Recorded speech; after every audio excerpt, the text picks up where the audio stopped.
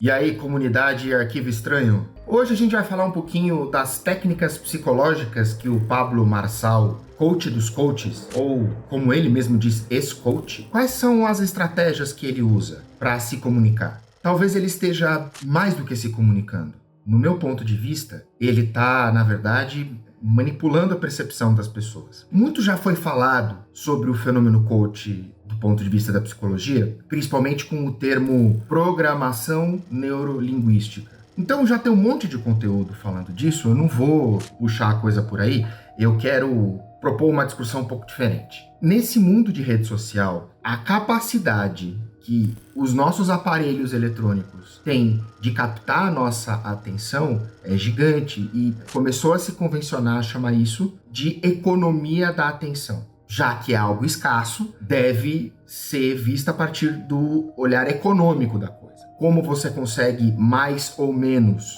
né? Ou como você consegue melhor ou pior a questão da percepção. A gente depende da percepção para entender o mundo à nossa volta. E é aí que os coaches conseguem colocar o que eles chamam de código, que é, se eu consigo segurar a atenção de uma plateia falando maior quantidade de lorota, no melhor estilo greco-goiano de contar a história, e ninguém levanta o dedo e fala assim, isso aí é palhaçada, isso é papagaiada, você tá falando uma bobagem. Como existe esse silêncio de uma plateia que não quer destruir aquele encontro, que é um encontro com um ser quase celestial, por uma angústia de agirem conforme, que vários experimentos da psicologia social trazem isso, a gente é capaz de manipular a nossa percepção concreta da realidade para se adequar à expectativa dos outros que estão ao meu redor, no sentido de que ninguém está gritando. Tem aquele vídeo famoso do coach falando, grita, solta seu espírito masculino, não sei o quê, e todo mundo gritando e as mulheres da plateia sempre olhando e assim, com aquela expressão, cara,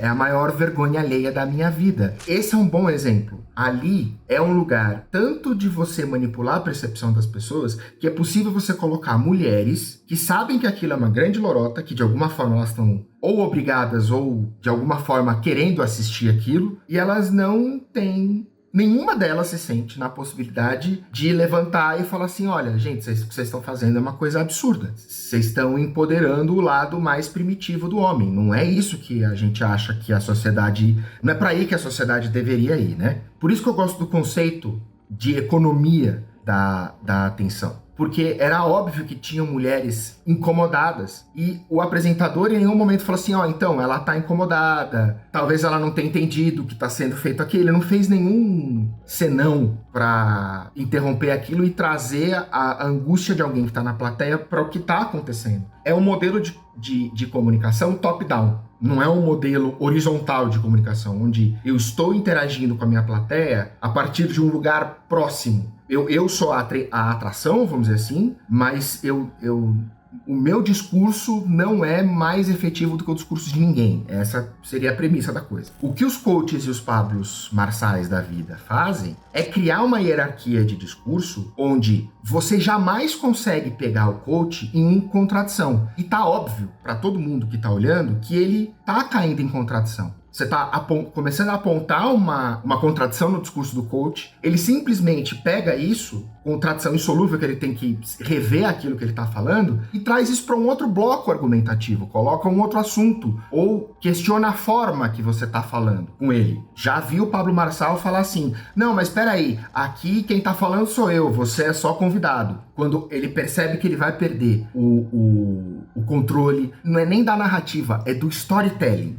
O Freud usa numa palestra uma ideia do que é repressão psíquica, que é justamente um anfiteatro de pessoas onde ele está dando aula e, de repente, no meio daquela plateia tem alguém que discorda profundamente dos princípios psicanalíticos, nesse exemplo que ele está dando, e ele começa a gritar, a falar por cima do professor, e o professor não consegue terminar a aula porque aquela pessoa que discorda daquilo que está sendo colocado, destrói qualquer possibilidade de discurso. Então, o aparelho psíquico, nesse exemplo, né, pegaria esse arruaceiro, colocaria ele do lado de fora desse anfiteatro para a aula poder continuar, porque as pessoas estão interessadas, né? Tem uma característica desses tipos de encontro, né, com um professor, alguma coisa assim. Frequentemente a plateia quer dar força para aquele evento acontecer e chegar até o final, né? Não, vamos esperar o cara terminar de falar, né? Tem essa tendência das pessoas, mesmo que sem perceberem, estarem fortalecendo o encontro, fortalecendo que aquele grupo continue se encontrando naquela aula. Pois bem, só que nesse exemplo, o cara que está lá do lado de fora continua fazendo barulho, ele continua gritando, ele continua querendo entrar na sala e dizer que o que está se fazendo dentro dessa aula é um absurdo. Então, cada vez mais pessoas precisam ser chamadas para segurar a porta para que aquela pessoa não entre gritando. Eu, enquanto professor, vou tá falando cada vez mais alto porque o cara tá sendo um arruaceiro. É alguma semelhança com o que tem acontecido nos debates? Nenhuma, né?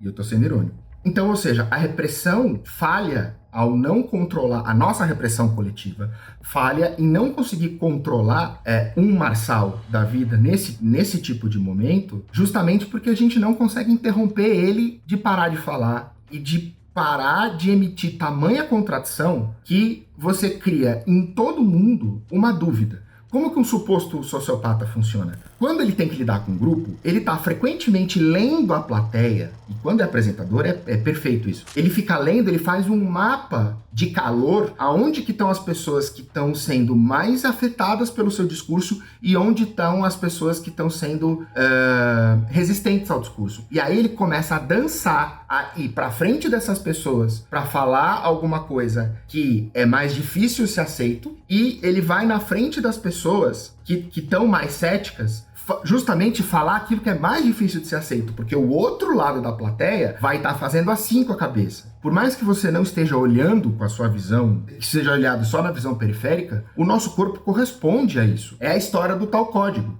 Então, se você nunca é pego na sua argumentação, você sempre tá certo, você sempre tem um jeito de falar assim, ah, não, mas não é assim não, sou, porque aqui assim é diferente, assim sou. Ah, não sei, só sei que foi assim. É impossível esse mecanismo de repressão falhar e arremessar a gente na realidade e falar assim, não, gente, isso aqui não pode estar acontecendo. A gente não pode estar numa sociedade onde tá tudo bem você marcar com o coleguinha antes do debate que você vai fazer algum ato extremo e quando o seu candidato é expulso, você tomar uma atitude de dar um soco na cara do marqueteiro do adversário. Para os entendidos, sabe do que eu tô falando. E beleza, então como reprimir institucionalmente alguém de destruir o discurso? É você criar regras discursivas, justamente recombinar, fazer uma discussão da discussão, retomar o que pode e o que não pode dentro desse discurso, e vai ser impossível você conversar com um coach, porque ele não está disposto a abrir, a mudar absolutamente nada do que ele está falando. No máximo vai conseguir dar um jeito de parecer que ele concordou em parte com você, mas para sempre gerar essa dúvida ao redor de quem está ao lado dele, do tipo, ele é tão genial que eu não consigo nem pensar o que ele pensou. Gente, ele não sabe o que ele está pensando. Essa é a característica do sociopata. Ele não precisa pensar como ele vai predar a atenção das pessoas, que é o bem econômico forte hoje. Ele faz isso instintivamente. É da ordem de quem tem um olhar predador para o outro.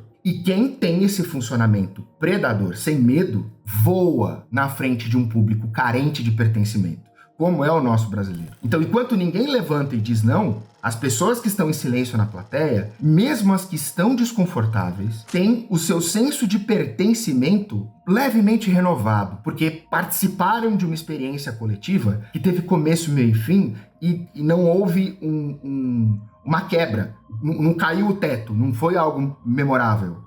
E é assim que esse discurso acaba sendo tão perigoso. É nas repetições das suas inconsistências que precisam ser apontadas. E que a gente precisa ter coragem de silenciar essas pessoas que não querem conversar a conversa. Elas querem manipular a sua atenção.